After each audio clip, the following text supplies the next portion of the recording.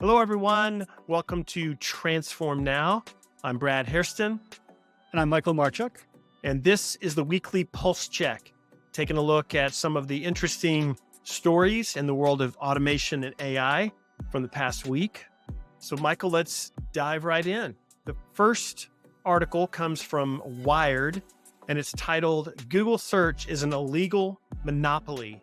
U.S. Judge Rules. So, Michael, this comes after a year of the government taking Google to trial. They've been at it for a while. And the article talks about this very significant finding that Google has violated antitrust laws. Now, we'll have to see if it holds, right? I mean, Google probably has a few lawyers at their disposal. What are your thoughts on this? Well, let me just Bing it. Well, hang on, let me just Yahoo it. Wait, nobody ever says that. We all say, let's just Google it, right? So I think when you have the name of your firm starting being embedded into your language as a verb, you have to realize that perhaps there's something going on, right? And I think it leads to a couple of things. One is that their technology really was and is one of the best in the world. It is the best in the world when it comes to search. People think of Google because they have a fantastic search engine and a ton of data. And they've been doing this for a really long time and honed it down. So their search capabilities, I think, are second to none. I think where it comes down to, though, is some of the business relationships behind the scenes that become the monopolistic issue. Having Apple paying to have their searches go through Google. Having the concept of having Google ads, which are very, very, well respected by the industry for people to find content and whatnot, or have their content be found. These are things that people are using all the time. Then you have if you're not an Apple iPhone user, you're probably a Samsung or an Android user of some kind, which then has the Google Chrome browser. So this article mentioned that roughly 70% of all queries, if you just pop open your phone and look for something, it's likely going through Google. So because of all that, it becomes a very centralized platform. Yeah, Not a bad thing from a technical perspective, but a bad thing from a business perspective, which is where they come in. Yeah. I mean, they already have highest market share in the search space, but then the fact that they're paying Apple and Samsung to promote or use their search engine on their devices, you can see how that would raise the hairs on the backs of the neck of the U.S. Justice Department. So very interesting story. We'll have to see where that goes. It has impacts on virtually all other areas of the technology base. One thing we've been talking a lot about, some of the Gen AI providers talking about getting into search. So I'll be curious to see how they respond, and if this maybe prompts some of them, like OpenAI, to add a Gen AI powered search engine to their platform. That's been the talk now for quite a while. Well, let's move from there to the second article. It comes from the Register, and it's titled Automation Needed to Fight Army of AI Content Harvesters Stalking the Web. Now, this reads like something right out of Minority Report. I was thinking about those spiders in the movie that can go into buildings and seek out perpetrators. And that hurts my eyes just thinking about it. That's right. So, peeling the eye back, looking at your retina. This is dealing with the web content crawlers that the big Gen AI providers are using to go out and get content, to scrape websites. So this is not done by an army of people. There are people that do a lot of it, but they now have these, they have had for a while, these web crawlers. And as AI has proliferated, the web crawlers have proliferated, and they're chewing up a lot of time and energy and really causing various forms of havoc. So what are your thoughts on this whole dilemma with the content harvesting bots, if you will? Well, you mentioned this. We talked about the last article with Google, and you said, well, what if OpenAI starts doing this from a search perspective? And they are starting to look at this. So even the last few weeks here, we've had OpenAI released their search bot. Meta has their external agent that's running. Apple's got their Apple bot that's running. So these firms are doing that, where that search capability requires data. Now, Google's been doing this for a long time, but other search engines have been doing it as well. And now these AI engines have been harvesting data for search, but also likely for training. So there's a combination of both of those things that each of these AI companies are looking at.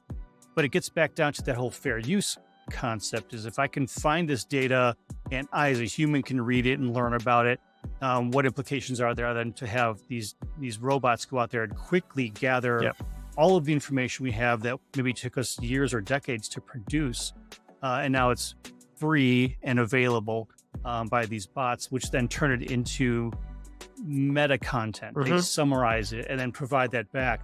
And there's a couple of things. One is the content itself and the access to it. That's an issue. But this article actually brings up a different aspect of it, as what if they get it wrong when they do the summarization and provide you with steps or hints or tips or tricks or whatnot that were based on some documentation but are inaccurate. Yeah. And this particular website identified that if, it was a simple explanation of, hey, we repair phones and we have a whole bunch of specific guides on how to repair your phone in terms of replacing the battery or whatever the issues are. And they said, if you followed the instructions that were provided by, in this case, the Anthropic Claude bot, you would ruin your phone because you've done it wrong. Even though they used our data to be able to train it by pulling this information off, by the summary itself, it was incorrect. Right. So now you're worried about, well, what happens here? They're taking my data, but they're ruining it and wrecking the experience for the customer, perhaps in a damaging way.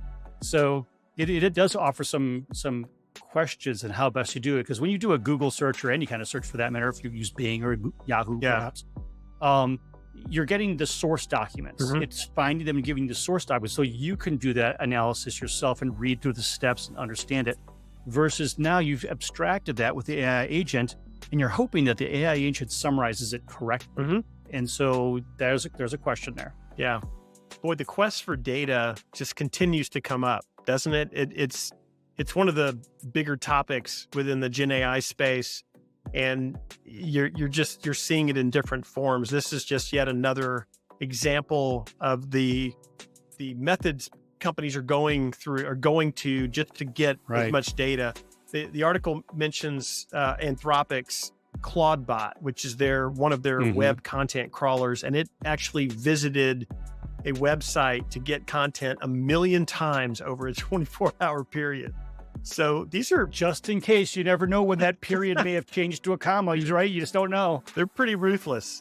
This is crazy. So it's an interesting topic for sure. One that we'll have to keep our eyes on. The third article comes from Time, and it's titled, "Why So Many Bitcoin Mining Companies Are Pivoting to AI." Now, this doesn't make me feel good about my Bitcoin portfolio that I'm counting on to do good things in the coming years. But it's basically saying that Bitcoin mining companies have started swapping out some of their mining equipment in favor of rigs used to run and train AI systems, because there's a shortage of data centers and these companies are not getting the return on Bitcoin that they projected. So why not go and redirect and get on the AI train and start, hosting some of these systems that are needed to support Gen AI and host all this data that the harvesting bots are pulling in. So what do you think about this whole trend with Bitcoin mining companies, Michael? I think this is a very good and ingenious move that they're making, because the transition from Bitcoin started with CPU miners back in the day, and those were very inefficient in terms of some of the calculations they had to do. And these Bitcoin mining organizations decided that hey, listen, GPUs actually function very well for the kind of calculations we need. So they started buying up lots and lots of NVIDIA GPUs, which NVIDIA was thrilled to sell to anybody and everybody, right? And so you no longer have, one or two of them in your machine. You'd have 10 of them in your machine. So you could be actively mining, your Bitcoin 24 hours a day and making money, have a little money making rig. And then the transition went from those GPU miners, which were efficient to a certain point, but they found even better ways to do that, which is to create specifically designed application-specific integrated chips, ASICs, that actually did the algorithms and did that even faster than the GPUs. Right. So then GPUs now were sort of out of vogue, but they had all these GPUs that they're still using, so they're not going to throw them away, but they really wanted to focus on the newer hardware, which was much, much more tuned for that kind of activity. Well, once that Bitcoin halving event created a less attractive reason to be mining Bitcoin, now these organizations are stuck with a whole lot of hardware. What do we do with this? We bought all this NVIDIA stuff before, and we're really not making any money at it here. But by gum, we could use that to use it for AI training or AI services, because now we have all this hardware and we're used to having it in a very large rack-filled data center with all the power we need to do this work. Maybe this is a new way to pivot our income stream to hosting AI. So I think it's a really good move for these organizations. I still think the power requirements for AI are extremely high. And I'm hoping that we'll be able to address that with technology solutions soon. But I think it's a great move for them. And according to the article, 14 of the major Bitcoin mining companies have seen their market cap jump by as high as 22% since they started this strategy of redirecting and using their equipment for AI. So perhaps this is paying off for them. We'll see. I think at some point Bitcoin's going to surge and they're going to say, gosh, we got to shift back, get rid of all these AI servers, go back to Bitcoin mining. But who knows? Who knows if that will ever happen? All right. Well, thank you for joining. This is all the time we have for the Pulse Check. Remember, we publish a podcast with an incredible guest every week. So we hope you tune in to that as well. But thank you for being here, and we will see you next time. Bye for now.